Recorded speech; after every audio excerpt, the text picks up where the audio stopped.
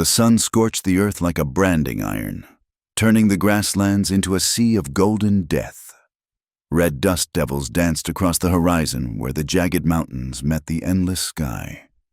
This was Montana Territory in the summer of 1884, a land that broke men as easily as it broke promises. Silas McCrae stood at the edge of his property, watching the heat shimmer rise from the parched ground. His weathered hands gripped the fence post he'd been repairing, though his mind was elsewhere. The limp in his right leg, a souvenir from Gettysburg, ached worse in the heat. 20 years had passed since that blood-soaked field, but the memories clung to him like the dust that covered everything in this forsaken place. At 38, Silas had the look of a man who'd lived 2 lifetimes, gray threading through his dark hair, deep lines etched around steel-blue eyes that had seen too much. His ranch sat 15 miles from the nearest town, Bitter Creek, nestled against the foothills where the wolves howled at night and civilization was just a rumor carried on the wind. The townspeople gave him a wide berth when he came for supplies. They whispered about the man who lived alone with his ghosts, who woke screaming in the night loud enough for the nearest neighbor 5 miles away to sometimes hear. They called him touched, broken, dangerous.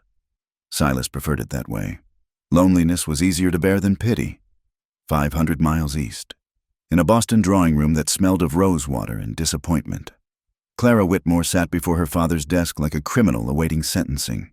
"You've left us no choice," her father said, not meeting her eyes. "The Thorntons have withdrawn their invitation to the summer gathering. The Ashfords no longer acknowledge our existence. Your mother hasn't left her room in a week." Clara kept her chin high, though inside she was crumbling. At 26, she should have been married with children, managing a respectable household.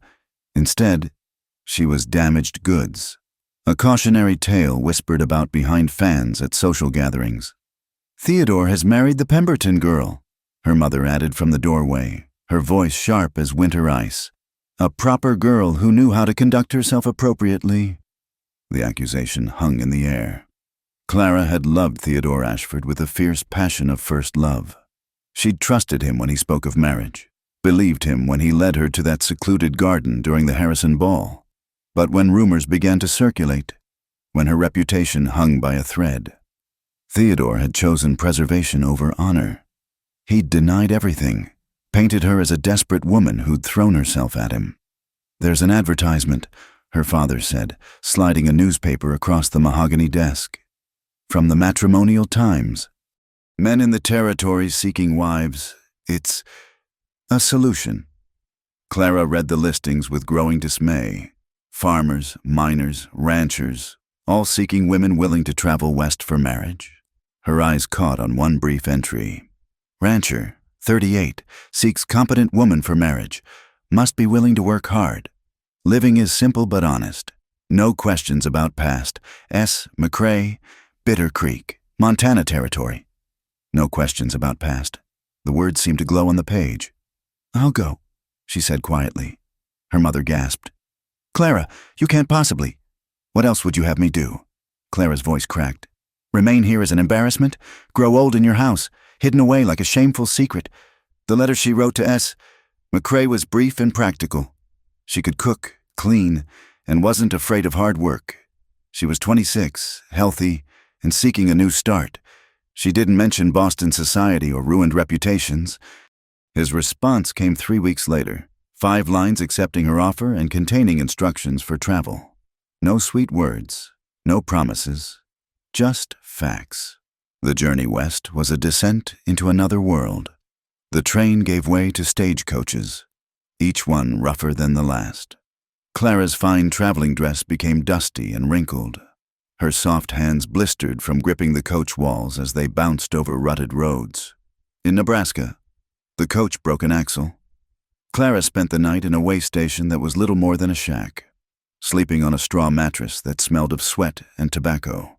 The station master leered at her over his whiskey bottle, and she barricaded the door with a chair. By the time they reached Wyoming, her fellow passengers, a preacher's wife and a traveling salesman, had stopped trying to make conversation. Clara had learned to keep her eyes down, to make herself invisible. The driver, A grizzled man named Jake watched her in his mirror with knowing eyes. "Mail-order bride?" he asked during one stop. Clara nodded, too tired to be offended. "Tough life out here for a city girl," he said, not unkindly. "Hope your man's worth it." She hoped so too, though hope seemed as fragile as her mother's china in this rough country. The Montana landscape was unlike anything she'd ever seen. Vast, empty, beautiful in its desolation. Mountains rose like ancient gods against skies so blue they hurt to look at. The grass stretched forever, rippling like a golden ocean in the wind. And the silence, it pressed against her ears, broken only by the creak of the coach and the occasional cry of a hawk. Bitter Creek appeared like a mirage in the afternoon heat. One main street, a handful of buildings weathered to gray, and dust everywhere. The coach stopped in front of what passed for a hotel, and Clara climbed down on shaking legs. She saw him immediately. He stood apart from the small crowd gathered to meet the stage, tall and still as the mountains behind him. His face was shadowed by his hat, but she could feel him watching her. This was S. McCrae. She knew it in her bones. He didn't move as she collected her single trunk, didn't step forward to help or greet her. It was Clara who had to walk to him, each step feeling like a mile. "Mr. McCrae?" He nodded once, up close. She could see the scar that ran along his jaw, the premature gray in his hair, the way he favored his right leg. His eyes were the color of winter sky, beautiful and cold. "Miss Whitmore." His voice was rough, like he didn't use it much. "You ready?" No pleasantries, no welcome. Clara swallowed her disappointment and nodded. He loaded her trunk onto a wagon hitched behind a sturdy horse, his movements efficient despite the limp. When Clara struggled to climb onto the high seat, he finally touched her, one hand at her elbow, the other at her waist, lifting her as easily as if she weighed nothing. The contact lasted only seconds, but it undid her completely. His hands were calloused and strong, yet gentle. It was the first time a man had touched her since Theodore, and the contrast, this honest assistance versus that practiced seduction, broke something inside her. Tears spilled down her cheeks before she could stop them. Silas froze, his hands still on her waist. Something flickered across his stone face. Confusion, perhaps concern. "I'm sorry," Clara whispered, mortified. She pressed her hands to her cheeks, trying to stem the flow. "I don't know why. I'm sorry." He released her slowly, as if she might shatter. Without a word, he walked around to his side of the wagon and climbed up. For a long moment, they sat in silence. Clara fighting to compose herself while Silas stared straight ahead. "Long journey," he finally said. Not a question, just an acknowledgement. "Yes," she managed. He clicked to the horse, and they began to move. The town fell away quickly, replaced by open land that seemed to swallow them whole. The sun was beginning its descent, painting the mountains in shades of orange and red that belonged in a fever dream. They didn't speak during the 2-hour ride to his ranch. Clara gripped the seat as they forded a creek, climbed hills that made her stomach drop, and followed paths that seemed to exist only in Silas's memory. The landscape grew wilder with each mile, and she understood with growing clarity that she was leaving the last remnants of her old world behind, as the sun touched the mountain peaks, setting them ablaze. Silas's ranch came into view, a log house nestled against a hillside, a barn that had seen better days, a few outbuildings, and endless grass in every direction. No neighbors in sight, no smoke from other chimneys, just the house and the land and the darkening sky where the first stars were beginning to appear. This would be her home. This silent man would be her husband. Clara felt tears threaten again but forced them down. She had chosen this. Whatever lay ahead, it had to be better than the slow death of shame she'd left behind. Silas stopped the wagon in front of the house but didn't immediately move. In the growing twilight, Clara could see the tension in his shoulders, the white knuckles gripping the reins. "There's still time," he said quietly. "I could take you back to town in the morning. Find you passage east." Clara turned to look at him, really look at him. in the dying light. She could see past the scars and the hardness to something else, a loneliness that matched her own, a pain that went bone deep. "No," she said simply. "I'm staying." He studied her for a long moment, then nodded once and climbed down from the wagon. This time, when he reached to help her down, Clara was ready. She placed her hands on his shoulders, felt him lift her, and managed to keep her tears at bay when he set her gently on the ground. Behind them, a wolf howled in the distance, and the mountains swallowed the last of the light. Clara Whitmore's new life had begun. The house was cold despite the summer evening. Clara followed Silas through the door into a main room that served as both kitchen and living area. A stone fireplace dominated one wall, its hearth swept clean. A rough-hewn table with 2 chairs sat near the window. Everything was functional, sparse, speaking of a life pared down to necessities. "Your room," Silas said, leading her down a short hallway. He pushed open a door to reveal a small bedroom with the iron bed, a washstand, and hooks on the wall for clothes. The quilt on the bed looked handmade but well kept, and wildflowers sat in a jar on the windowsill, the only sign that her arrival had been anticipated. "There's water in the pitcher," he continued, not entering the room. "Privy's out back. I'll bring your trunk." "Where will you—" Clara began, then stopped, heat rising to her cheeks. "Barnes got a room. Been sleeping there anyway." He turned to go, then paused. "There's bread and cold meat in the kitchen if you're hungry." Before she could respond, he was gone. Clara heard his uneven footsteps retreat, the front door open and close. Through her window, she watched him carry her trunk from the wagon as if it weighed nothing, despite his limp. He left it outside her door and disappeared into the growing darkness. Clara sat on the bed, suddenly exhausted. The mattress was firm, filled with what felt like corn husks. When she lay back, it rustled beneath her. She should eat something, should unpack, should do anything but lie here fighting tears. But the events of the past weeks crashed over her like a wave, and she curled onto her side, fully dressed, and let sleep take her. She woke to the sound of a rooster and pale dawn light streaming through her window. For a moment, she forgot where she was. Then the rustle of the mattress and the unfamiliar shadows on the walls brought it all back. Montana, Silas McCrae. Her new life. Clara rose and washed her face with water from the pitcher, shocked by how cold it was. She changed into her simplest dress, though even that seemed too fine for this place, and ventured into the main room. Coffee was already made, sitting on the stove that had been cold the night before.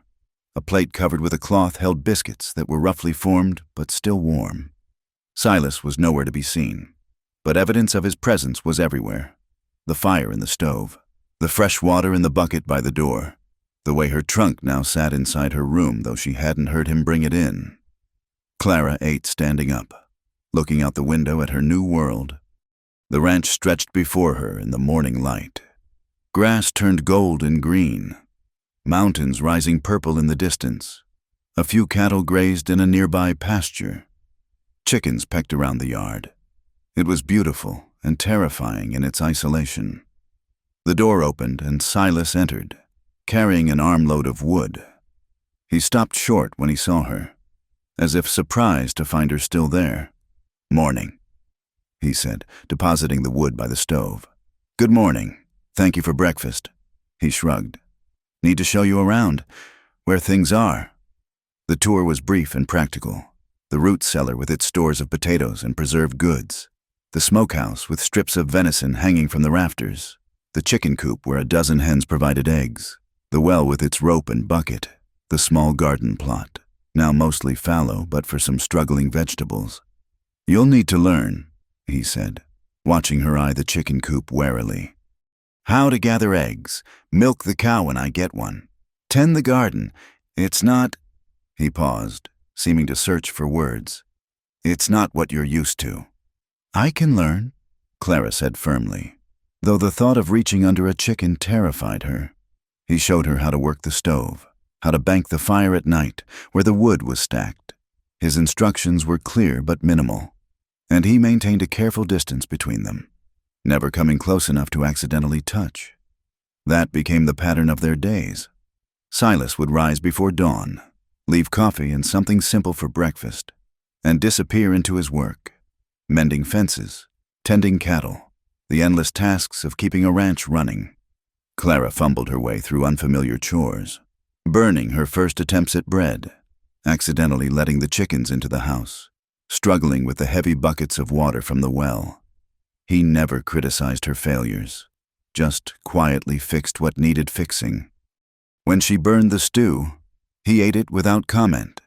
When she couldn't get the fire started one morning, she found kindling and matches laid out the next day in a way that made it foolproof. They ate dinner together in near silence, sitting at opposite ends of the small table. Sometimes Clara would catch him watching her, but he'd look away quickly. At night, he'd disappear to the barn, leaving her alone in the house with the sound of wind and distant wolves. The loneliness was crushing. Clara had expected hardship, had prepared herself for rough living, but the silence was something else entirely. Days would pass where they exchanged fewer than a dozen words. She found herself talking to the chickens just to hear a voice, even if it was her own. 2 weeks into this strange existence, the skies opened in a sudden summer storm. Clara was in the garden, trying to save what vegetables remained, when the rain hit like a physical force. She ran for the house, soaked within seconds, and burst through the door, gasping. Silas was already there, water streaming from his hat and coat. They stood dripping in the kitchen, staring at each other. "You're bleeding," Clara said, noticing red seeping through his wet shirt at the shoulder. "It's nothing." Horse spooked at the lightning, but she could see how he held his arm carefully, the way pain tightened his jaw. "Let me see." "I said it's nothing." And I said, "Let me see." Something in her tone must have surprised him because he stopped protesting. Clara pointed to the chair. "Sit and take off that shirt." He hesitated, then slowly complied. The wound was a long gash along his shoulder blade where something, probably a fence post or barn beam, had caught him. Not life-threatening, but deep enough to need attention. Clara had helped her mother's servants with minor injuries, had basic knowledge of cleaning and binding wounds. But her hands shook as she gathered what she needed. Clean cloth, the whiskey Silas kept for medicinal purposes, a needle and thread from her sewing kit. "This needs stitches," she said. "I can manage." "How?" "It's on your back, unless you're planning to grow a third arm. Sit still and let me help." She cleaned the wound first, trying not to react to the scars that covered his back, not just from this injury but old ones, a map of violence written on skin. Silas sat rigid, hands gripping his knees, a muscle jumping in his jaw. "I'm sorry," Clara whispered as she threaded the needle. "This will hurt." "Been hurt worse." She believed him. Those scars told stories she wasn't sure she wanted to know. Clara took a breath and made the first stitch. Silas didn't move, didn't make a sound, but she could feel the tension radiating from him. Her tears started then, for his pain, for her fumbling fingers, for the whole strange situation that had brought them to this moment. "Almost done," she said, voice thick. "Just a few more." Thunder crashed outside, rattling the windows. The rain drummed on the roof like gunfire. Clara tied off the last stitch and pressed a clean bandage over the wound. "There," she said. "Try not to tear it open again." She moved to step away, but Silas caught her wrist. His hand was gentle, but firm. Calluses rough against her skin. They froze like that, connected by that small touch, while the storm raged outside. "Why are you crying?" His voice was low, almost lost in the sound of rain. "I don't know." It was the truth. The tears wouldn't stop, rolling down her cheeks in hot streams. "I seem to cry a lot lately." He turned then, looking up at her. This close, she could see flecks of green in his blue eyes, could smell the rain and earth and something uniquely him. His thumb brushed across the inside of her wrist, perhaps unconsciously. "The war," he said suddenly. "That's where most of them came from. The scars. Gettysburg, Antietam, a dozen other places that blur together. Came home more broken than when I left." Clara said nothing, afraid to break whatever spell had loosened his tongue. Had a girl before I left, Sarah, pretty as spring morning. Said she'd wait. His laugh was bitter. She took one look at what came back and married the banker's son instead. Can't say I blamed her. I'm not Sarah, Clara said softly. He studied her face, thumb still moving against her wrist in small circles. No, you're not. Another crash of thunder made them both jump. Silas released her arm and stood, reaching for his wet shirt. Leave it, Clara said. You'll tear the stitches. I'll wash and mend it. He looked like he wanted to protest, but nodded instead. Storm's getting worse. I should check the animals. In this weather, you'll catch your death. Animals don't care about weather. But he paused at the door. You did good. With the stitches. Thank you. Before Clara could respond, he grabbed a coat from the hook and disappeared into the storm, leaving her standing in the kitchen with her heart racing and her wrist still warm from his touch. The storm lasted hours. Clara cleaned up the medical supplies, mended his torn shirt, and tried not to worry. The wind howled like a living thing, and she found herself pacing to the window, looking for any sign of him. He returned near midnight, soaked through and shivering. Clara had kept coffee hot and soup warming on the stove. She handed him both without a word, along with a dry towel. Lost 2 chickens, he said between sips. Coop door blew open, found one. Others probably halfway to Canada by now. I'm sorry, I should have checked. Not your fault. This storm came out of nowhere. They sat in comfortable silence while he ate. The first time silence between them hadn't felt heavy with unspoken words. When he finished, he stood to go. Silas. Clara called before he could leave. He turned back. That is, the barn must be flooded. You could stay in the house, just for tonight. Something passed over his face. Longing. Fear. Resignation. We're not really married yet, Clara, just papers and promises. I know, but you're hurt and it's cold and... She took a breath. I trust you. He stood in the doorway for a long moment, rain still dripping from his coat. Finally, he nodded once. There's a bedroll in the storage room. I'll make do there. It wasn't what she'd meant, but it was something. As Clara lay in her bed listening to the storm die away, she could hear him moving carefully in the next room, trying not to disturb her. For the first time since arriving, she didn't feel alone in the house. In the morning, she found him gone again, but the fire was warm. Breakfast was ready, and on the table sat a small bunch of wildflowers, roots and all, obviously grabbed in haste. They were already wilting, dirt still clinging to their stems, but to Clara, they were more beautiful than any hothouse roses she'd ever received. She put them in water and smiled, the first real smile since arriving in Montana. Perhaps there was hope for them yet. Perhaps 2 broken people could find a way to build something whole. The work would be hard, the days long, the silence sometimes deafening, but for the first time, Clara believed she might truly stay. Outside, the sun broke through the last of the storm clouds, turning the wet grass to gold. Summer faded into autumn with a swiftness that caught Clara unprepared. The grass turned from gold to brown, and morning frost began to silver the ground. She'd grown comfortable with the rhythm of ranch life, rising before dawn, tending chickens that no longer terrified her, coaxing vegetables from the stubborn soil, learning to read the weather and the way clouds gathered over the mountains. Her hands, once soft and white, were now brown from sun and rough from work. She'd taken scissors to her hair when it became too troublesome, cutting it to shoulder length despite knowing her mother would have fainted at the sight. There was no one here to impress, no society to please, just the work and the land and Silas, who noticed everything but said little. They'd developed an easier companionship since the night of the storm. He still slept in the barn, still maintained careful distance, but now he lingered over coffee in the mornings, and their dinners occasionally included actual conversation.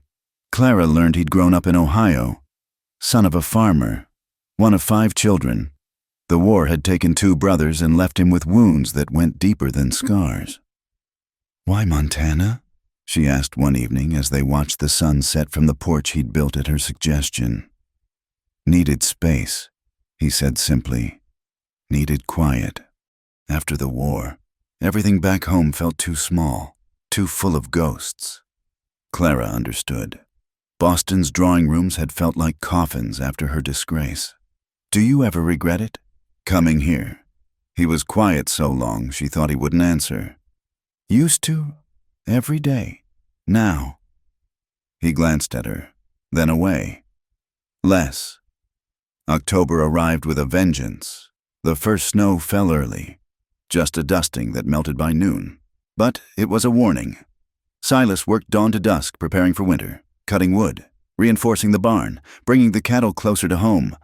Clara worked alongside him when he'd let her, learning to swing an axe, badly, stack wood, better, and predict weather by the ache in his bad leg, surprisingly accurate.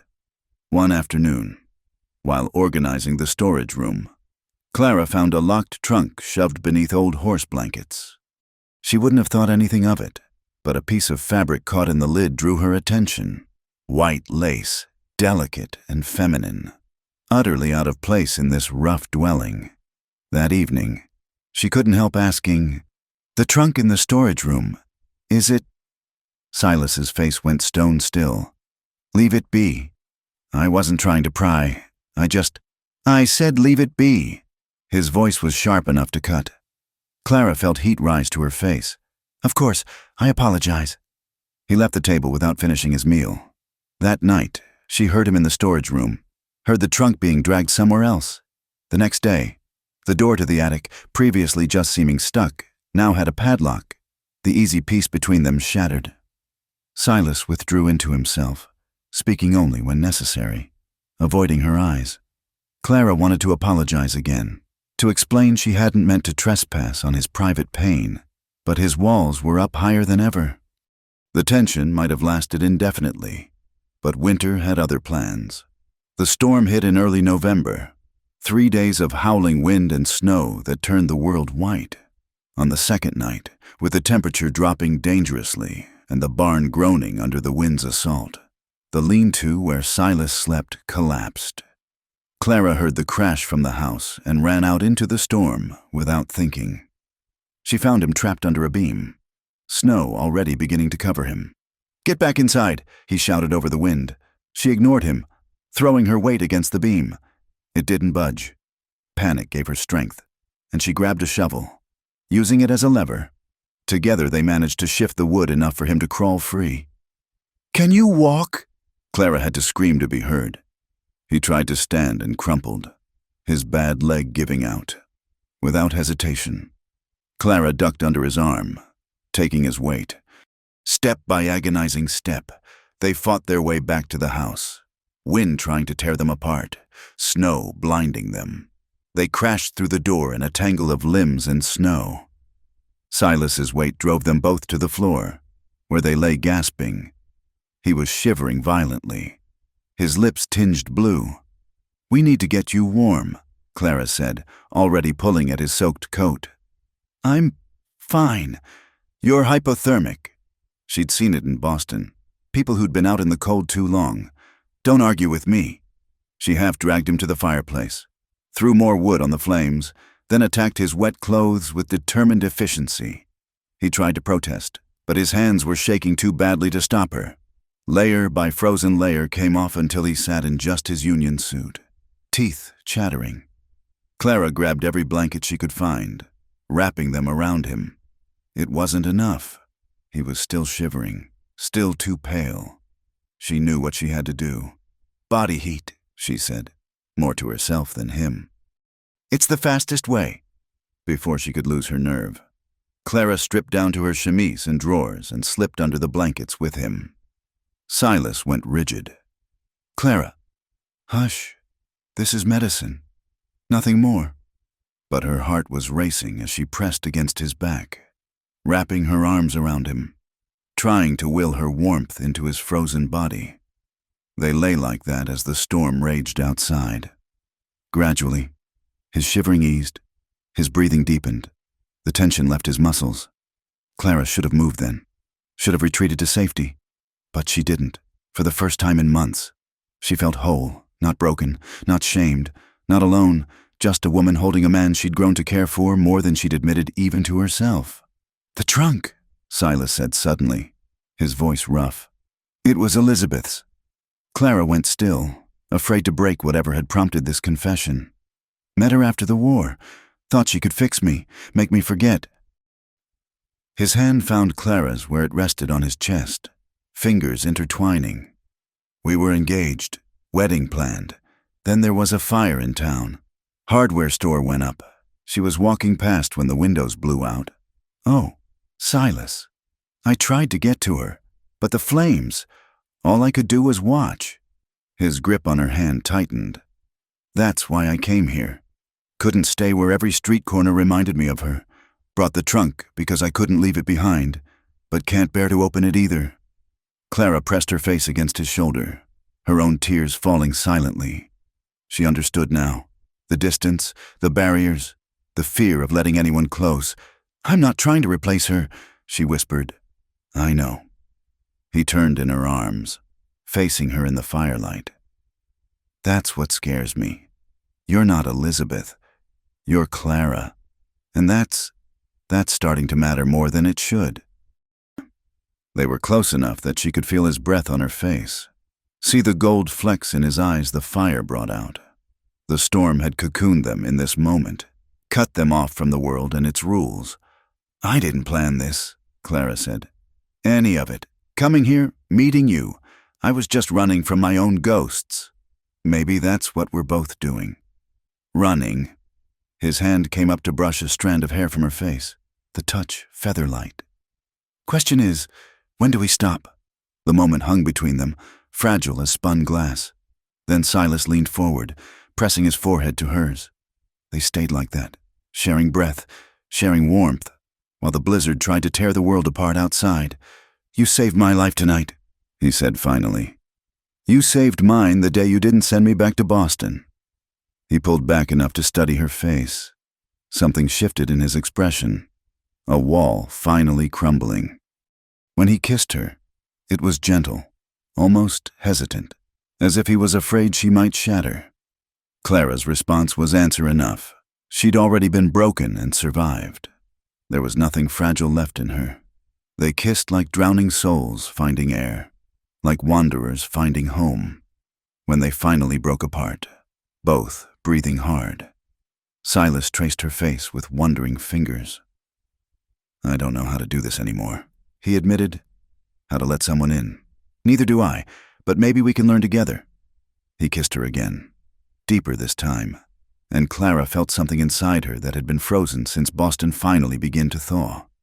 They made no promises that night, spoke no words of love, but when exhaustion finally claimed them, they slept entwined before the fire, the storm's fury unable to touch what they'd found in each other's arms. Morning brought silence and a world transformed. Snow had drifted up to the windows, turning the house into a cave of warmth in a frozen landscape. Clara woke to find Silas watching her, his expression unguarded for once. "Good morning," she said softly. "Morning."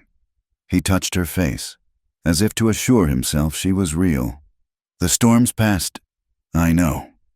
Neither of them moved. In the light of day, what had seemed natural in the darkness felt charged with possibility and danger. "Clara, I need you to understand something," Silas said. "I'm not an easy man. I have nightmares. I have days where the darkness is so thick I can barely breathe. I don't know if I can be the husband you deserve. I'm not asking for easy." Clara replied, "I'm not asking for perfect. I'm just asking for honest." He studied her for a long moment, then nodded slowly. "Honest I can do." They rose and dressed with careful modesty, the spell of the night not quite broken but transformed by daylight. There would be work to do, snow to clear, animals to tend, damage to assess. But something fundamental had shifted between them. The distance was gone, replaced by something tender and new. As Clara made breakfast, Silas came up behind her, hesitated, then wrapped his arms around her waist. She leaned back into him, feeling his chin rest on her head. "Thank you," he said quietly, "for staying, for not running when I told you to. Thank you for giving me a reason to stay." Outside, the sun emerged, turning the snow-covered world into a landscape of diamonds. Winter had come early and harsh, but inside the little house, warmth had finally found its way home.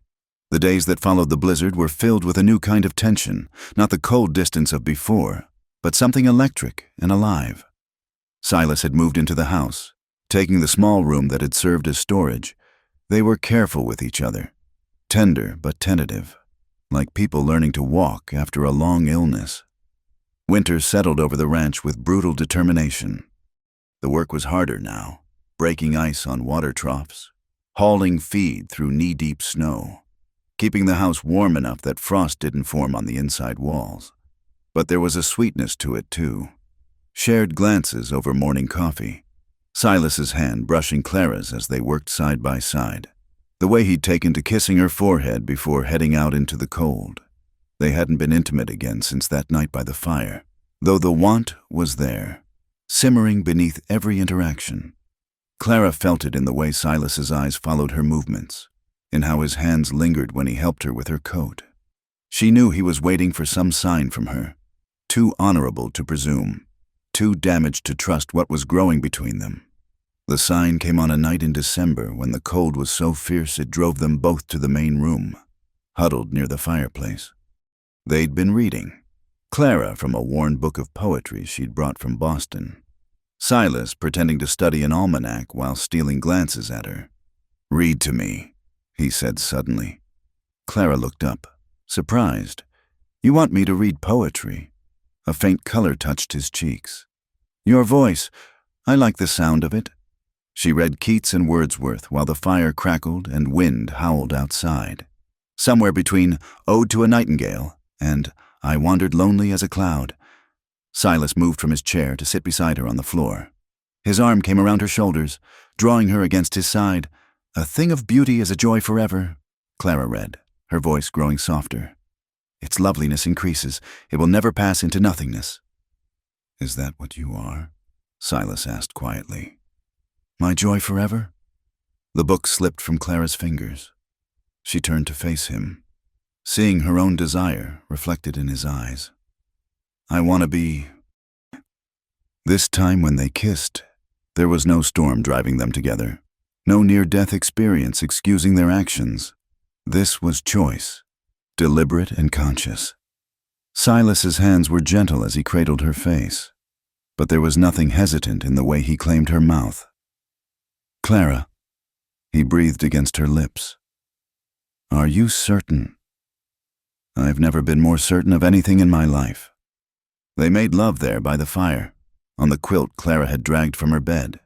It was nothing like her shameful experience with Theodore, no rushed fumbling in a dark garden, no false promises whispered against her neck.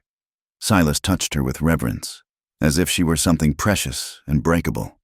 His hands shook as they unlaced her dress, and she realized with a start that he was nervous. "It's been since Elizabeth," he started. Clara silenced him with a kiss. "Then we're both learning something new. The past doesn't matter here." They came together with careful passion, each touch a question, each response an answer. Clara had thought herself ruined, her capacity for desire burned away by shame. But under Silas's worshipful hands, she discovered herself anew. When release claimed her, she wept, not from pain or fear, but from the overwhelming relief of being truly wanted, truly cherished. Afterward, they lay entwined beneath the quilt, skin cooling as the fire died to embers. Silas traced patterns on Clara's bare shoulder, his expression soft with wonder. "I thought this part of me had died," he admitted. "Thought I'd buried it with Elizabeth. Maybe it wasn't dead," Clara suggested. "Maybe it was just waiting." He pressed a kiss to her forehead. 3 years is a long time to wait. So is 26 years, she countered, making him chuckle, a rare sound that warmed her more than the dying fire. They slept in Clara's bed that night, curled together like spoons in a drawer. When nightmares came for Silas, and they did, they always did, Clara was there to smooth his hair and whisper him back to peace. When dawn broke cold and clear, they woke to find their world had shifted yet again, settling into something that felt like home. The change in their relationship transformed the bitter winter into something almost magical. They still worked hard, harder than Clara had ever imagined possible, but now there was laughter in it. Silas smiled more, the lines around his eyes crinkling in ways that made Clara's heart race. He'd come up behind her while she cooked and steal kisses. She'd ambush him with snowballs when he least expected it. One evening, after a particularly playful day, they were preparing for bed when Silas grew serious. "I have something for you," he said, producing a small wrapped package from behind his back. Clara took it with curious fingers, unwrapping it to reveal a simple gold band. Not new, it had the worn softness of age, but polished to a warm glow. "It was my mother's," Silas explained, suddenly shy. "Been carrying it since I left Ohio. Never thought but I'd like you to wear it, if you want." Clara's throat closed with emotion. They were already married in law, had spoken vows before a justice in town. But this felt different. This was Silas choosing her not out of loneliness or convenience, but out of love, though neither had spoken the word yet. "Put it on me?" she whispered. His hands trembled as he slipped the ring onto her finger. It fit perfectly, as if it had been waiting for her all along.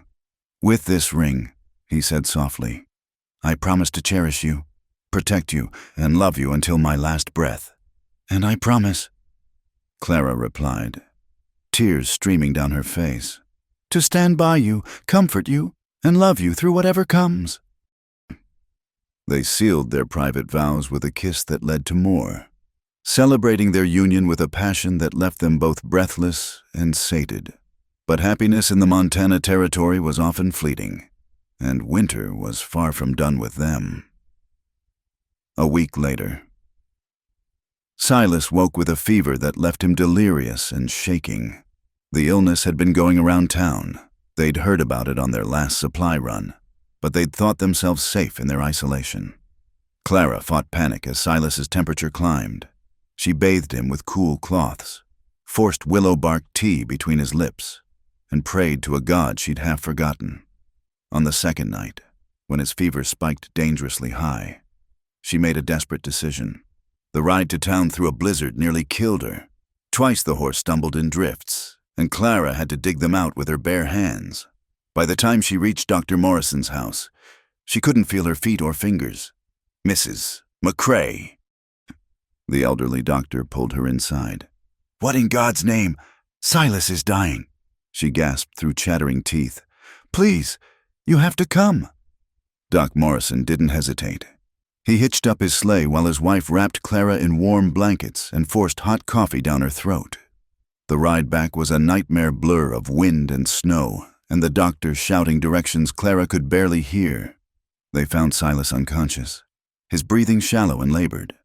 Doc Morrison worked with grim efficiency, bleeding him, dosing him with medicines from his bag, packing snow around him when the fever refused to break. "You should have come for me sooner," he said, but not unkindly. "He wouldn't let me leave," Clara said. "Said it would pass. I should have ignored him." Men are fools about their own health. The doctor agreed. "All we can do now is wait and pray." Clara didn't leave Silas's side for 3 days. She spooned broth between his cracked lips, changed sweat-soaked sheets, and talked to him constantly about their future, about the garden she'd plant come spring, about the children they might have. Anything to keep him tethered to life. On the 4th dawn, his fever broke. Clara was dozing in the chair beside the bed when she felt a hand touch her hair. "Clara." His voice was barely a whisper, but it was the most beautiful sound she'd ever heard. "I'm here," she said, gripping his hand. "I'm right here. Thought I dreamed you," he murmured. "Thought I was back in the war, dying in some field hospital. And you were just fever talk. I'm real. You're home. You're safe." He squeezed her hand weakly. "Love you. Should have said it sooner. Love you, Clara." I love you too, she sobbed, pressing kisses to his knuckles. So much, so please, please don't leave me. Not going anywhere, he promised. Too stubborn to die now. Recovery was slow. Silas had lost weight he couldn't afford to lose, and the fever had left him weak as a newborn calf. Clara became nurse as well as wife, feeding him, bathing him, supporting him for his first shaky walks around the room. She never complained, never showed how exhausted she was. She'd almost lost him, and every moment he was alive and improving felt like a gift. By February, he was well enough to sit on the porch, wrapped in blankets, watching Clara tend the animals. She'd become competent in his absence, no longer the city girl who'd arrived in summer, but a true ranch woman who could handle whatever the land threw at her. You've changed, he observed one afternoon as she hauled water without struggling. Had to, she replied simply. This place doesn't coddle anyone. Do you miss it, your old life? Clara considered the question, looking out over the snow-covered landscape that had become her world. I miss hot baths and fresh fruit in winter. I miss having clean hands and dresses without patches, but, she turned to him, smiling, I wouldn't trade this for anything, not now that I have you. He held out his arms, and she went to him, settling on his lap despite his protests about not being strong enough yet. When spring comes, he said into her hair, I want to do this right. A proper wedding in town, with you in a pretty dress and flowers in your hair. We're already married, Clara reminded him. Not the way you deserve, not with the whole town watching, knowing you chose me, knowing I'm the luckiest man in the territory. Clara kissed him softly. Then we'll have another wedding. But know this, Silas McCrae, I chose you the moment I decided to stay. Everything since has just been confirmation. The sun was setting, painting the snow pink and gold. Inside, supper was waiting. Tomorrow would bring more work, more challenges. But for now, they sat together on their porch, watching day give way to night, secure in the knowledge that whatever came, they would face it together. Spring was still months away, but in their hearts, the thaw had already begun. February brought the worst blizzard in a decade, for 3 days. The wind screamed like a wounded animal, piling snow against the house until it covered the windows. They were trapped inside, rationing food and wood, melting snow for water when they couldn't reach the well. On the 4th day, the storm broke, leaving behind a world sculpted in white. Drifts reached the roof in places, and several fence posts had simply vanished beneath the snow. But the silence that followed was almost worse than the howling wind, a complete absence of sound that pressed against Clara's ears. We need to check the animals, Silas said, though he was still weak from his illness. I'll go, Clara insisted. You're not strong enough yet. Can't let you go alone. Some of those drifts could swallow you whole. They went together, roped to each other like mountain climbers. The barn door was completely blocked. It took an hour of digging to break through, and what they found inside made Clara's heart sink. 2 of their milk cows lay still in their stalls, frozen despite the shelter. Should have brought them into the house, Silas said bitterly. I knew this storm was coming. Should have. Stop, Clara gripped his arm. We did what we could. The rest are alive. That's what matters. But she could see the defeat in his shoulders. They'd been counting on those cows for milk and butter to trade in town. Without them, making it to spring would be even harder.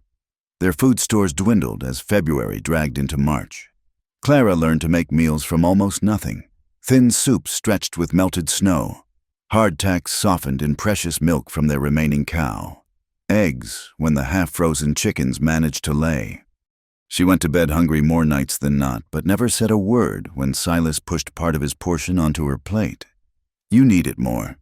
He'd say, I need you healthy more than I need food. She'd counter, pushing it back. One particularly lean evening, as they shared a meal of boiled potatoes and the last of the preserved meat. Clara felt a wave of dizziness wash over her. She gripped the table edge, waiting for it to pass. But Silas noticed. You're not well, he said, studying her with concern. Just tired and hungry, same as you. But the dizzy spells continued, accompanied by a queasiness that made their meager meals even harder to stomach.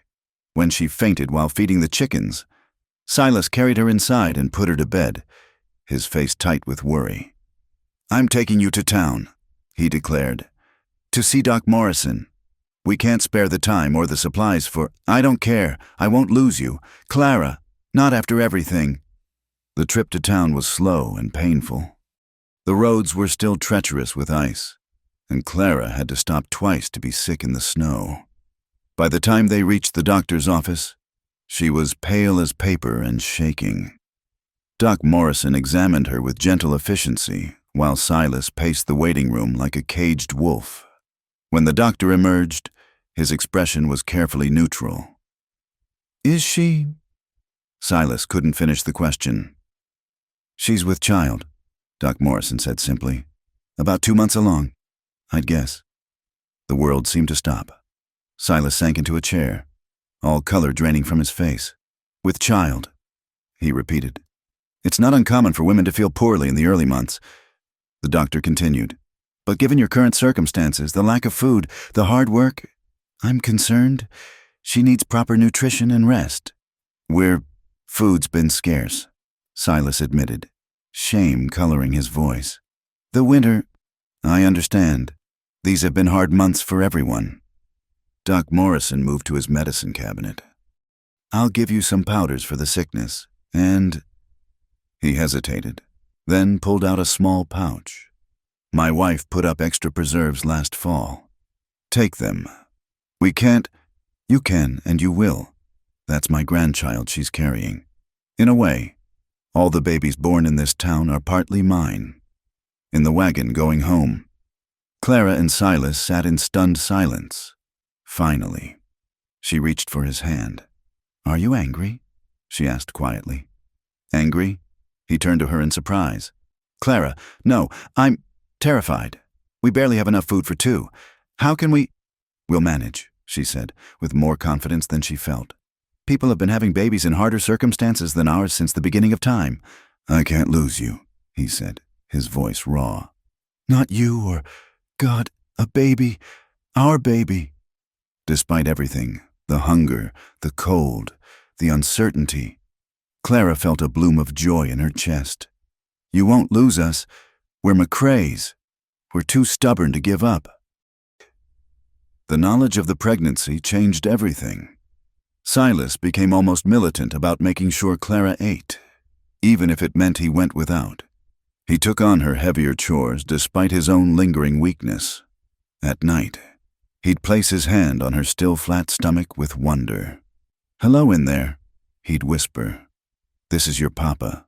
I'm going to work real hard to make sure you have everything you need." March finally began to hint at spring. The snow started its slow retreat, revealing the damage winter had done. Broken fences, a partially collapsed chicken coop, dead plants in what had been Clara's garden, but also revealing possibilities.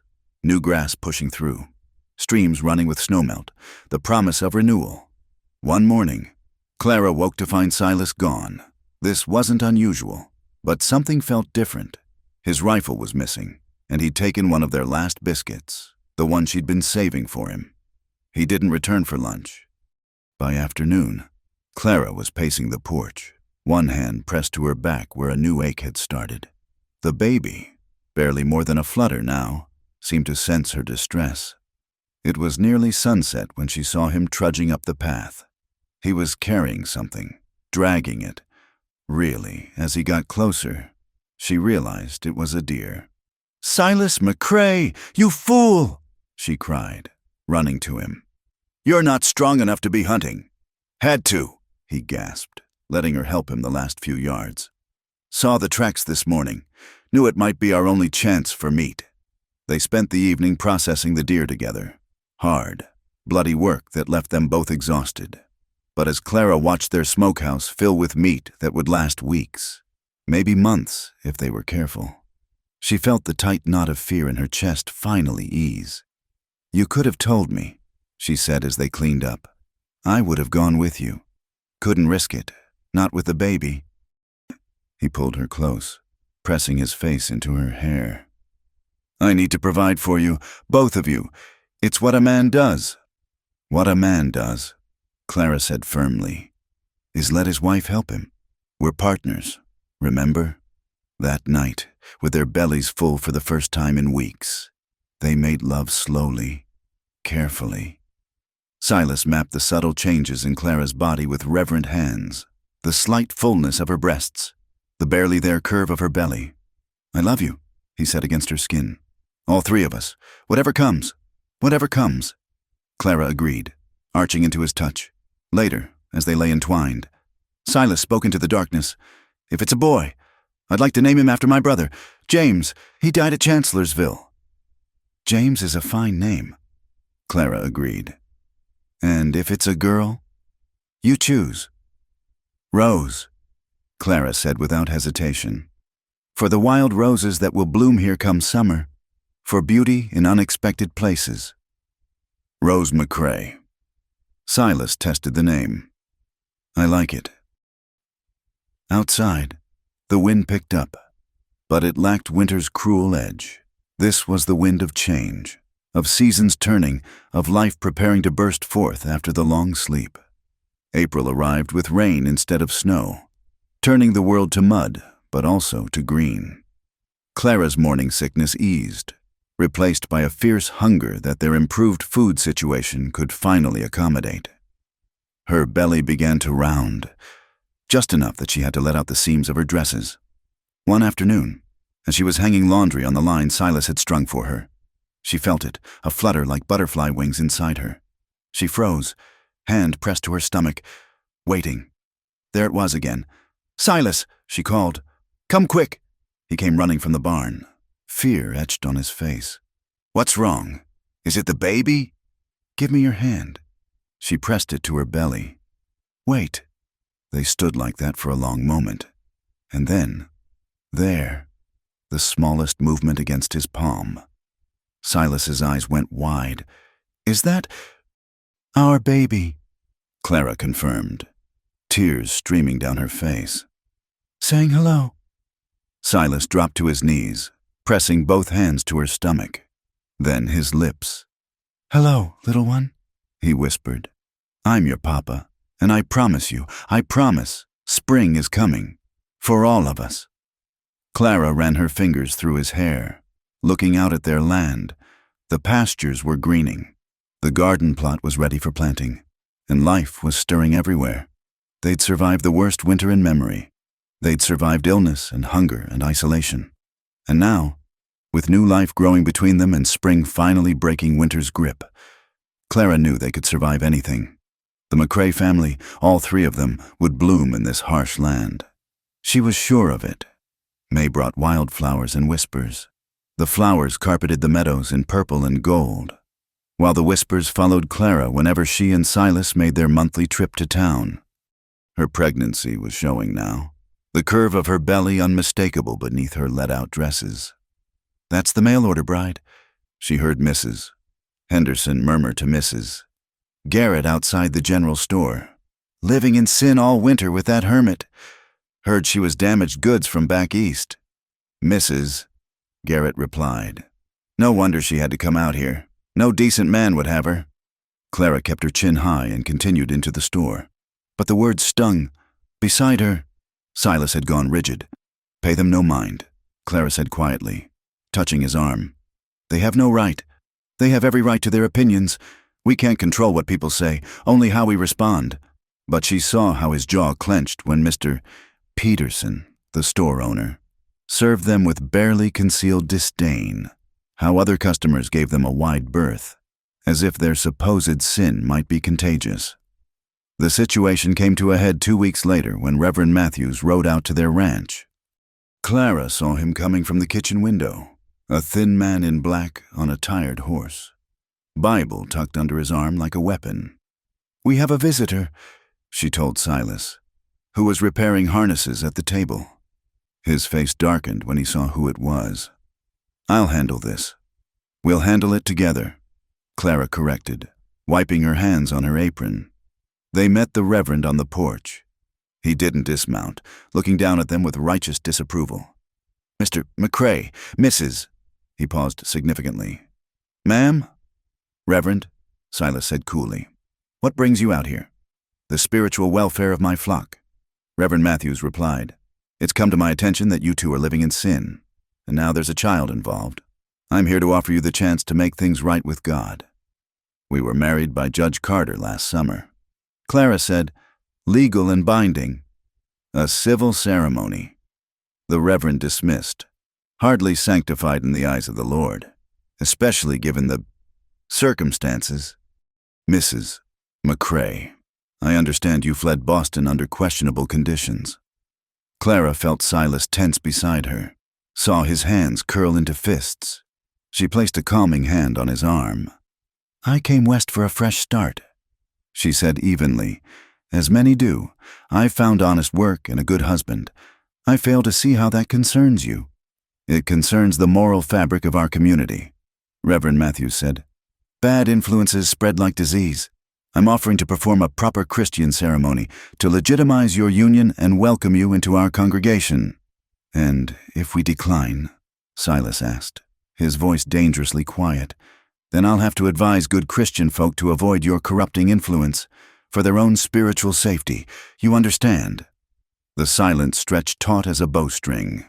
Then Silas stepped forward, and even with his limp, there was something threatening in his movement. "Get off my land," he said. "Now." "Mr. McCrae." "I said now." Silas's hand moved to his hip, where his gun would normally rest. It wasn't there, but the gesture was clear. "And if I hear you've been spreading poison about my wife, we'll have a different kind of conversation." The Reverend's face flushed red. "You dare threaten a man of God? I dare protect what's mine." Silas replied, "That includes my wife's reputation. Now get, before I forget my manners entirely." Reverend Matthews turned his horse with a sharp jerk of the reins. "You've made your choice. Don't come crying to the church when you reap what you've sown." After he left, Clara and Silas stood in silence on the porch. Finally, she spoke. "That wasn't wise. We need this community. Not at that price." Silas said firmly, "I won't have them making you feel shame for choosing me, for carrying our child." But the Reverend's visit was just the beginning. Word spread quickly through the territory's gossip networks. Soon, people crossed the street to avoid them in town. The seamstress claimed she was too busy to alter Clara's dresses for her growing belly. The blacksmith developed a sudden inability to repair their wagon wheel. It might have crushed Clara's spirit. But an unexpected ally emerged. Martha Brennan, the widow who ran the boarding house, approached them during a particularly hostile town visit. "Don't mind them," she said quietly, pressing a package into Clara's hands. "Dried herbs for the baby. My grandmother's recipe." "Mrs. Brennan, you shouldn't. People will talk." "Let them," Martha said with a wry smile. "I've been the subject of talk since my husband died, and I refuse to remarry. Some of us understand that life isn't as clean and simple as Reverend Matthews preaches." That small kindness gave Clara hope, and more followed. A jar of preserves left on their porch with no note. A young boy named Thomas, whose drunk father was the town's real shame, started showing up offering to help with chores in exchange for meals. Doc Morrison continued to treat them with professional courtesy, ignoring the gossip entirely. "Why do you come here?" Clara asked Thomas one afternoon as he helped her in the garden. The boy was 12, all knees and elbows, with a hungry look that reminded her of a stray dog. "You don't yell," he said simply, "and you don't smell like whiskey." Clara's heart ached for him. "You're always welcome here. Thomas, remember that." The boy became a regular fixture, and through him, Clara learned about the town's other outcasts, the Mexican family who lived on the wrong side of the creek, the Chinese laundress who kept to herself, the other widow besides Martha who was rumored to be Cherokee. "Maybe we should have them for supper sometime," Clara suggested to Silas one evening. He looked up from the rifle he was cleaning. "The outcasts' dinner party? Why not? If the good Christian folk won't have us, perhaps we should make our own community." Silas considered this, then nodded. I like it. This house could use more voices. The first gathering was awkward. The Hernandez family, Miguel, Rosa, and their 3 children, arrived bearing tamales. Li Wei brought tea that smelled of flowers. Martha brought her famous cornbread. And Standing Crow Woman, whose English name was Mary, but who trusted them enough to share her real name, brought venison stew. They crowded around Clara and Silas's table, a mixture of languages and cultures that would have horrified Reverend Matthews. At first, conversation was stilted, but then Miguel's youngest asked if she could feel the baby kick, and suddenly everyone was sharing stories of pregnancy and children and hopes for the future. In my village, Standing Crow Woman said, her weathered face soft with memory, we say a child belongs to everyone. The whole community raises them. That's beautiful, Clara said, her hand on her belly. I want that for our child. Not the narrow judgment of people who see only sin where there's love, but this, acceptance, diversity, kindness. As spring turned to summer, their unconventional community solidified. The men helped Silas expand the house, adding a room for the baby and a larger porch for gatherings. The women shared remedies for Clara's swollen ankles and growing discomfort. Thomas became like a little brother, sometimes staying for days when his father was particularly bad. One hot July afternoon, Clara was teaching Thomas to read using her book of poetry when they heard horses approaching, many horses. Silas, who'd been working on the roof, climbed down quickly. Thomas, take Clara inside, he ordered. I'm not hiding, Clara protested, though moving was increasingly difficult at 7 months pregnant. Please, Silas said, and something in his voice made her comply. From the window, she watched 5 men ride up, rough-looking characters led by Jake Morrison, the banker's son and a known troublemaker. McCrae, Jake called. Heard you've been harboring undesirables, Mexicans, Chinese, Indians. That's not very neighborly. My property, my guests. Silas replied evenly. See, that's where you're wrong. This is American land for American people. We don't need their kind corrupting our territory, and we especially don't need traitors who consort with them. Only corruption I see is 5 cowards trying to intimidate 1 man. Silas said, Now get off my land before I lose my temper. Jake laughed. You and what army? Cripple? The slur hung in the air. Clara saw Silas's shoulders tense, saw him shift his weight off his bad leg. This army, said a voice from the barn.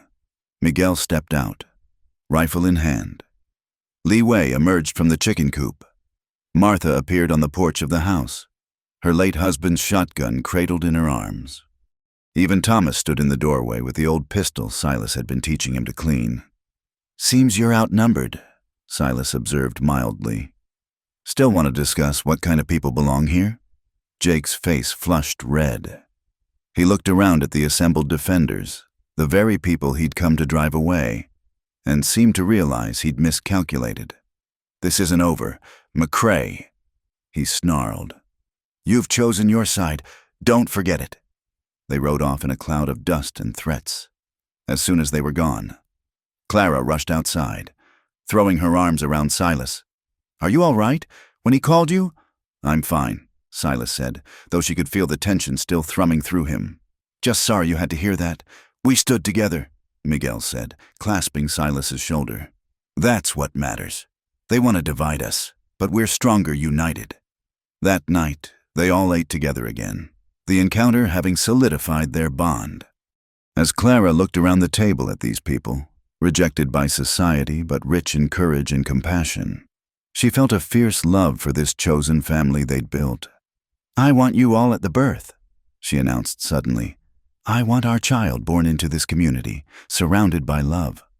Are you certain? Standing Crow Woman asked. Your people usually prefer, you are my people. Clara interrupted. All of you. And I can't think of a better welcome for our baby than to be caught by hands that know what it means to be outsiders and choose love anyway. Later, as they prepared for bed, Silas pulled Clara close, his hand spanning her belly where their child tumbled and kicked. You were magnificent today, he said. standing up to the Reverend, building this community, accepting people others reject. You're nothing like the scared girl who cried when I first touched her. That girl is still in here, Clara admitted. But she's learned she's stronger than she knew. We both have. And our child? Silas asked. What will they learn? Clara smiled, feeling the baby respond to its father's voice. They'll learn that family isn't just blood, that home isn't just a place, that love doesn't follow society's rules. She paused, then added, and they'll learn to stand up for what's right, even when the whole world says you're wrong. Outside, a wolf howled in the distance, no longer a sound of loneliness, but a call to its pack. Inside, surrounded by the evidence of their unlikely community's support, Clara and Silas held each other and their unborn child, ready to face whatever came next. They had each other. They had their chosen family. And in this harsh land that tested everything, that was more than enough. It was everything. The attack came on a moonless night in August, when the air hung thick and still with summer heat. Clara woke to the sound of breaking glass and Silas's sharp intake of breath. Stay down, he whispered, already reaching for the rifle beside their bed. But Clara could see the orange glow flickering on the walls. Fire. Someone had thrown a torch through the kitchen window. The water bucket, she gasped, struggling to rise with her heavy belly. Silas was already moving, pushing her back down. Stay here. Guard the window. He handed her his pistol and disappeared into the smoke beginning to fill the house. Clara heard him beating at the flames, heard the splash of water, then breaking wood as he knocked out the burning window frame. More glass shattered, this time from the front room. Then voices, rough with drink and malice. Come out, McCrae. Time to clean up this territory. Clara recognized Jake Morrison's voice. Her hands shook as she gripped the pistol, but her mind was strangely clear. At 8 months pregnant, she couldn't run. They would make their stand here. A shadow passed by their bedroom window. Without thinking, Clara fired. The shot went wide, but the figure cursed and retreated. The baby kicked hard, as if protesting the violence. That's right. Shoot at us, Jake called. Makes it self-defense when we burn you out. Clara heard footsteps on the porch. Then Silas's rifle cracked once, twice. Someone screamed, but there were too many of them. She could hear them surrounding the house, hear their drunken courage building. Silas, she called. I'm here. He answered from the main room.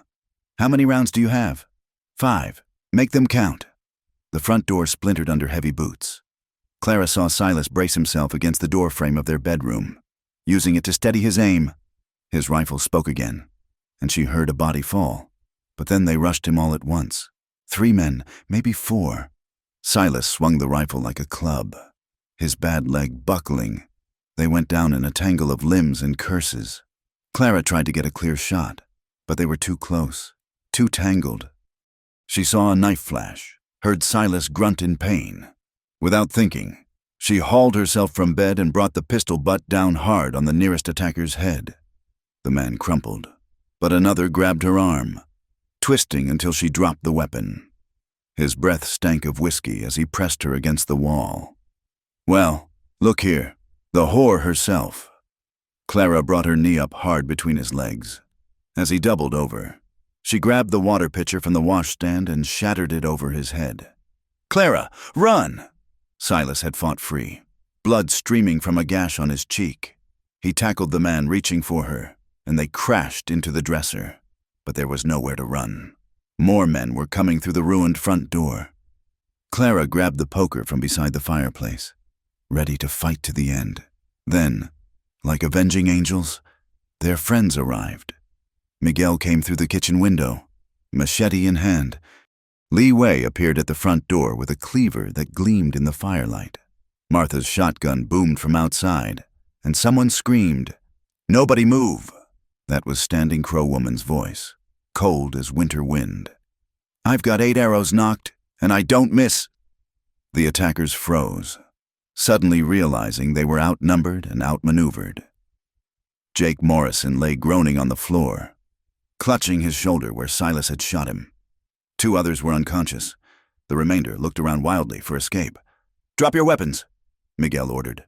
"Now!" They complied, fear replacing their earlier bravado. Thomas appeared in the doorway, still clutching the old pistol, his young face hard with determination. "I'll get rope," he said, as if tying up would-be murderers was an everyday occurrence. As their friends secured the attackers, Silas limped to Clara, his hands running over her anxiously. "Are you hurt? The baby?" "We're fine," Clara assured him, though her legs were shaking. "Just angry! How dare they!" Her words were cut off by a sharp pain that took her breath away. She doubled over, clutching her belly. "Clara?" Silas's voice rose in alarm. Another pain, stronger than the first. Wetness flooded her legs. "The baby!" she gasped. "I think... Oh God, the baby's coming!" "It's too early." Silas looked around wildly. "She's not due for another month." Standing Crow Woman was beside them immediately, her weathered hands gentle on Clara's belly. "Fighting brings babies sometimes. We need to get her comfortable. Now!" The next hours blurred together, pain and pushing. Silas's hand crushing hers, Standing Crow Woman's calm instructions. Martha boiled water while Rosa prepared clean cloths. The men hauled the attackers to the barn, trussing them like turkeys for transport to town. "I can see the head," Standing Crow Woman announced. "Dark hair like the father. Push now, sister. Bring this warrior into the world." Clara bore down with everything she had, a scream tearing from her throat. She felt the baby slide free, heard the most beautiful sound in the world, an angry, healthy cry. "A daughter," Standing Crow Woman said, placing the squalling infant on Clara's chest. Small but fierce, like her mother. Clara looked down at the tiny face, red and wrinkled and perfect. Silas made a sound that was half sob, half laugh, his fingers trembling as he touched their daughter's head. "Rose," Clara whispered. "Our wild Rose. She came fighting," Standing Crow Woman observed, cleaning the baby gently. "Born in battle, protected by community. This one will be strong." As dawn broke, Sheriff Patterson arrived with a posse, drawn by Thomas, who'd ridden hard to town. He surveyed the damage, the burned kitchen, the broken windows, the blood on the floors, and shook his head. "Jake Morrison and his crew?" he asked, though it wasn't really a question. "In the barn," Miguel confirmed.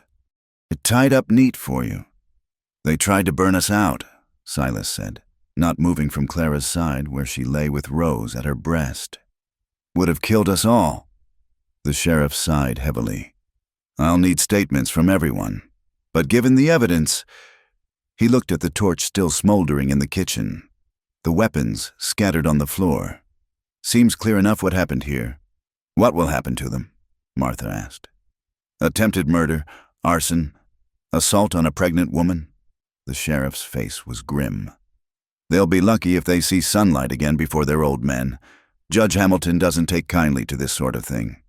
As the sheriff and his men loaded the attackers onto a prison wagon, Jake Morrison caught sight of Clara through the window, his face twisted with hate. "This isn't over," he shouted. "You think you've won? There's more of us than you. We'll drive every last..." The sheriff's fist cut off his words. "That's enough out of you." He looked back at the house, tipping his hat. "You folks take care. I'll handle this scum." After they left, an exhausted quiet fell over the ranch. The Hernandez family worked on boarding up the broken windows while Lee Way and Martha cleaned up the blood and debris. Thomas stayed close to Silas, helping tend his wounds with careful hands. "You came just in time," Silas told their friends. "How did you know?" Standing Crow Woman saw them riding out, Miguel explained. "She warned us. We came as fast as we could." "We're family," Rosa added simply. "Family protects each other." Clara felt tears slip down her cheeks as she looked at these people who'd risked their lives for them. "I don't know how to thank you." "No thanks needed," Lee Way said in his quiet way. "You would do same for us." And it was true. In trying to tear them apart, their enemies had only made them stronger. Over the following days, as Clara recovered and Rose began to thrive despite her early arrival, Word of the attack spread through the territory. What surprised Clara was the response.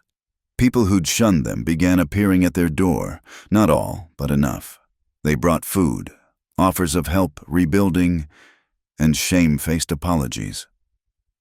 "I was wrong," Mrs. Henderson admitted, holding out a knitted baby blanket. "What those men did, that wasn't Christian, wasn't right. I let Reverend Matthews fill my head with poison. Even some of the town council came, led by Judge Hamilton himself. This territory's changing," the judge said, watching Rosa teach Thomas Spanish while Miguel and Silas worked on the new window frames. "Maybe it's time we changed with it. I'd like to propose something, a school, a real one, open to all children, regardless of background." "And who would teach at such a school?" Clara asked, shifting Rose to her other breast. The judge smiled. "I heard you've been teaching the boy to read. Seems to me a woman educated enough to quote poetry might be just what we need." Clara looked at Silas, who nodded encouragingly. "I'd be honored," she said. As summer turned to autumn, their lives slowly mended like the house itself. Jake Morrison and his accomplices were tried and sent to territorial prison. Reverend Matthews, faced with dwindling congregation after the attack, quietly relocated to another town. A new minister arrived, a younger man who preached inclusion rather than exclusion. The school opened in October. In a small building the community raised together. Clara taught 15 children, Mexican, Chinese, Native, and white, all learning side by side. She brought Rose with her, wearing her in a sling Standing Crow woman had shown her how to make. One evening, as the first snow of the season began to fall, Clara stood on their rebuilt porch watching Silas play with Rose. He was making her giggle, a sound like bells in the crisp air. "What are you thinking?" he asked, looking up at her with those winter blue eyes that still made her heart race. "About circles," Clara said. "How I started this journey running from judgment and shame. How we built our own family despite the hatred. And now—" She gestured at their home, whole again, smoke rising peacefully from the chimney. "Now we're helping build a community where our daughter won't have to face what we did." Silas stood. Rose cradled against his chest and pulled Clara close with his free arm. "She'll face other challenges. The world's still hard, but she won't face them alone." "No," Clara agreed, thinking of their chosen family, their small but growing progressive community. The children she taught who were learning to see beyond the divisions their parents had inherited. "She won't be alone." Rose gurgled and reached for Clara's face with chubby fingers. Born in violence, but surrounded by love, she was a bridge between worlds, the perfect symbol of what they'd all fought to create. "I love you," Clara told Silas, the words still feeling like a miracle after everything they'd endured. "Both of you, all of us, he agreed, and kissed her as the snow began to fall in earnest, blanketing their hard-won peace in pristine white. Inside the warm house, dinner waited. Tomorrow would bring new challenges, new growth, but tonight they were together, scarred but not broken, tested but not defeated, a family forged in fire and sealed with love. Spring arrived early in 1885, painting the Montana Territory in shades of green and gold. Rose was 8 months old now, crawling everywhere and pulling herself up on furniture, her dark eyes bright with curiosity about the world. The ranch had transformed too. The violence of the previous summer had become the foundation for something beautiful. "We should do this properly," Clara said one morning, watching Silas bounce Rose on his knee while she squealed with delight. "A real wedding, like you wanted, with the whole community there." Silas looked up at her, surprised. "You said we were already married." "We are, but you were right. I deserve to walk down an aisle in a pretty dress, with flowers in my hair. And more importantly," she touched his scarred cheek tenderly, "you deserve to stand before everyone and claim me as yours. No shame, no secrets, just love." His throat worked for a moment before he could speak. "You'd do that, even after everything?" "Especially after everything." The planning began immediately. Rosa and Martha took charge of Clara's dress, repurposing an old ball gown Clara had brought from Boston that had seemed useless until now. Li Wei promised to cook his famous dumplings. Miguel started building an arbor from willow branches. Standing Crow Woman began gathering the first wildflowers of the season. Even the townspeople got involved. Mrs. Garrett, who'd once called Clara damaged goods, offered her mother's lace veil. Doc Morrison volunteered to give Clara away. The new minister, Reverend Campbell, was delighted to perform the ceremony. "It's about time," he said with a warm smile. "Though, from what I hear, you two have been married in all the ways that truly matter since the beginning." Thomas, now 13, and growing like a weed under their care, appointed himself chief decorator. He spent hours weaving flowers into garlands with the younger children from Clara's school. "Miss Clara," he asked one afternoon, fingers sticky with sap, would it be all right if I called you Ma? I mean, I know you're not really, but—" Clara pulled him into a fierce hug. "Oh, Thomas, I would be honored." The boy's face lit up. "And Silas said I could call him Pa. So that means Rose is really my sister, right?" "Really and truly," Clara confirmed, blinking back tears. The wedding day dawned perfect.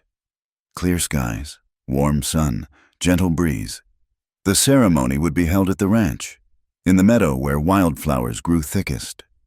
By noon, people were arriving, not just their close circle, but half the town. It seemed.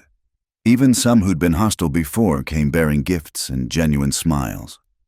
Clara dressed in the bedroom with the women's help, Rose playing at their feet.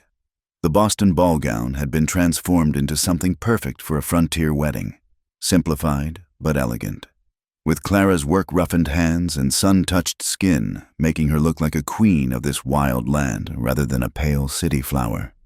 "You're beautiful," Rosa breathed, pinning the last wildflower in Clara's shortened hair. "Beautiful and strong," Standing Crow Woman added. "A true warrior woman." Martha adjusted the borrowed veil. "That man of yours won't know what hit him." Through the window, Clara could see the gathering crowd. Silas stood at the willow arbor with Reverend Campbell, wearing his best shirt and a look of nervous anticipation. Thomas stood beside him as best man, trying to look grown-up and serious. "Ready?" Doc Morrison asked, offering his arm.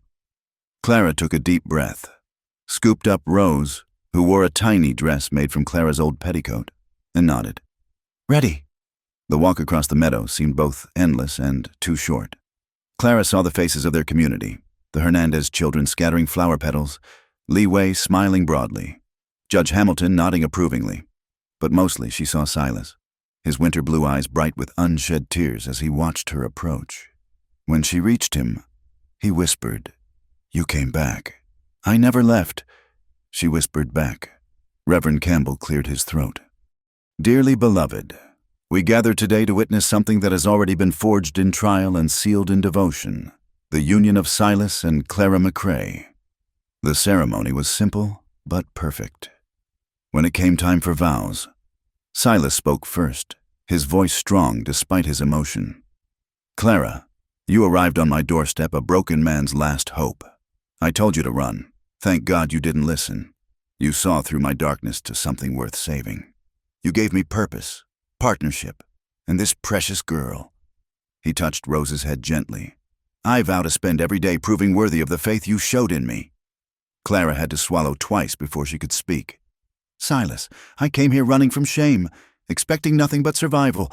Instead, I found strength I didn't know I had. A community I never imagined, and a love that healed wounds I thought would never close. You say I saved you, but the truth is, we saved each other. I vow to stand beside you through whatever comes, to build our family with joy, and to never stop choosing you." "The rings?" Reverend Campbell asked. Thomas stepped forward proudly with 2 simple gold bands. New ones, bought with money the community had pooled together as a gift. As Silas slipped the ring onto Clara's finger alongside his mother's ring, he spoke the words she'd been waiting to hear in public. "With this ring, I claim you as my wife before God and this community. Let no one question what we are to each other." Clara repeated the gesture, her voice clear. "With this ring, I claim you as my husband before God and this community. Let all know that I chose you freely and completely. Then, by the power vested in me by the territory of Montana and the grace of God, I pronounce you, still and always, husband and wife. Silas, kiss your bride." The kiss was sweet and brief, mindful of the crowd, but the cheer that went up could probably be heard in town. Rose, startled by the noise, began to cry, which only made everyone laugh. The celebration that followed was unlike anything the territory had seen. Miguel's guitar joined with Lee Wei's flute and Standing Crow Woman's drum. The dancing was a mixture of traditions, Mexican folkways, Chinese steps, native rhythms, and American reels all blending into joyful chaos. Clara danced with Silas first, careful of his bad leg but delighting in how he held her close. Then Doc Morrison claimed a dance, and Miguel, and even shy Lee Wei. Thomas danced with Rose in his arms, making her giggle. "Look at that," Martha said, appearing at Clara's elbow during a break. "A year ago, this would have caused a riot. Now it's just neighbors celebrating neighbors." It was true. Mrs. Henderson was learning a Mexican dance from Rosa. The banker's wife, Jake Morrison's own mother, was admiring Standing Crow Woman's beadwork. Children of all colors played together while their parents shared food and stories.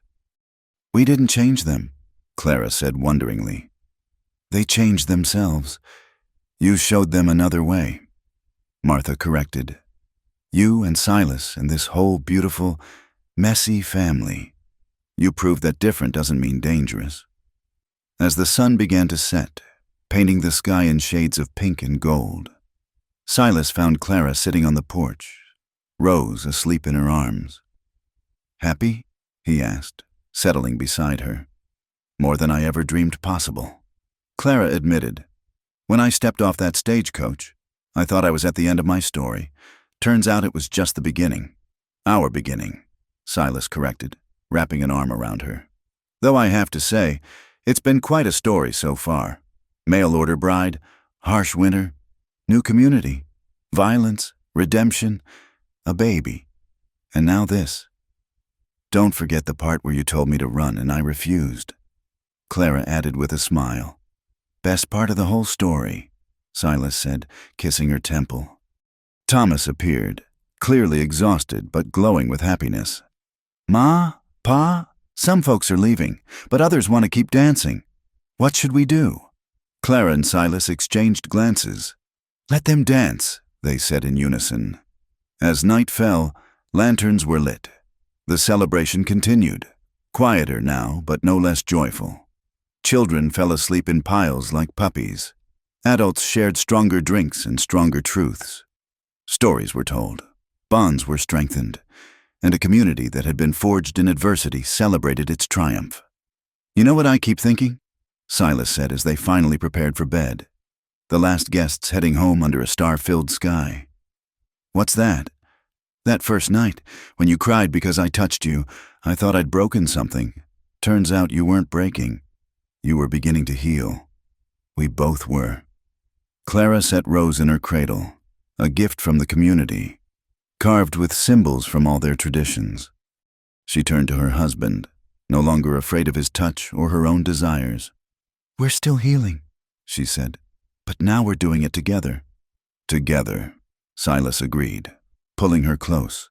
Outside, a wolf howled, that same sound that had seemed so lonely when Clara first arrived. But now she heard it differently. It wasn't a cry of isolation, but a celebration of pack, of family, of belonging. As they stood at their window, looking out at their land bathed in moonlight, Clara felt a deep satisfaction. They'd built something here, not just a ranch or a marriage, but a beacon of hope in a harsh land. They'd proved that love could bloom anywhere.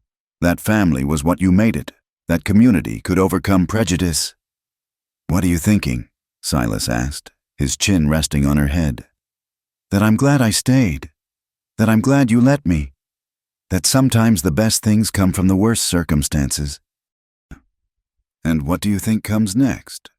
Clara smiled, feeling Rose stir in her cradle, hearing an owl call in the distance. "Life," she said simply. "Beautiful, messy, difficult, wonderful life. I can live with that, Silas said, and turned her for one more kiss. The lamp went out. The house settled into peaceful silence. And somewhere in the Montana Territory, on a ranch that had become a symbol of hope, a family that shouldn't exist thrived against all odds. The end was really just another beginning. Thank you all for listening to this tale of love and perseverance in the Wild West. I'd love to know where you're enjoying this story from. Are you driving through the mountains, sitting by your own fireplace, or perhaps falling asleep to the sound of rain? Please subscribe to Wild West Campfire and share your thoughts in the comments below.